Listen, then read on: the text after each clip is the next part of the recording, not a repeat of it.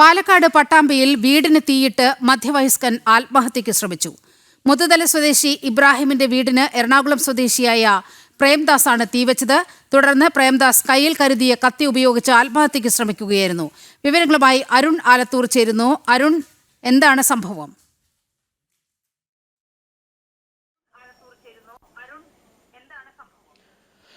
ഇന്ന് രാവിലെയാണ് ഇത്തരമൊരു സംഭവം ഉണ്ടായത്.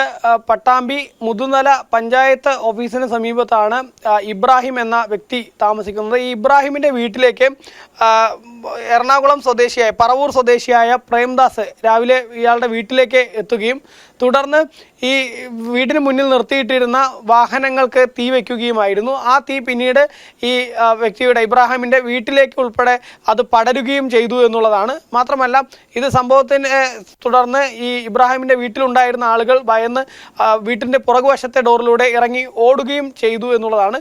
ഈ തീ ഇത്തരത്തിൽ പടരുന്നത് കണ്ട് നാട്ടുകാർ ഉടൻ തന്നെ ഫയർഫോഴ്സിനെ വിവരമറിയിക്കുകയായിരുന്നു. അഗ്നിശമന സേന എത്തി തീ അണച്ചു. അപ്പോഴേക്കും വീടിൻ്റെ ഒരു ഭാഗം മുഴുവൻ കത്തി നശിച്ചിട്ടുണ്ടായിരുന്നു. മാത്രമല്ല, വീടിന് മുന്നിൽ നിർത്തിയിട്ടിരുന്ന വാഹനങ്ങളും പൂർണ്ണമായും കത്തി നശിക്കുന്ന ഒരു സ്ഥിതി ഉണ്ടായിരുന്നു. ഏതായാലും പോലീസ് ഈ സംഭവത്തെക്കുറിച്ച് അന്വേഷിച്ചപ്പോൾ ഈ പ്രേംദാസ് എന്ന വ്യക്തി മുൻപ് ഇബ്രാഹിമും ഒത്ത് വിദേശത്ത് ഒരുമിച്ച് ഇവർ ജോലി ചെയ്തതാണ്. ഇവർ തമ്മിലുള്ള ചില സാമ്പത്തിക പ്രശ്നങ്ങളാണ് ഇത്തരത്തിൽ തീയിടുന്നതിലേക്ക് വഴിവെച്ചത് എന്നുള്ളതാണ് പോലീസ് പറയുന്നത്.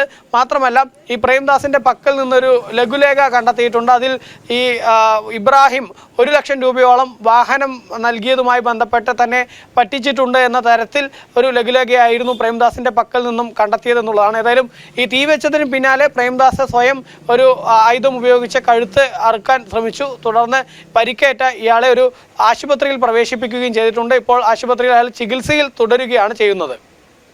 ശരി, അരുൺ ആലത്തൂരാണ് വാർത്തയുടെ വിശദാംശങ്ങൾ നൽകിയത്.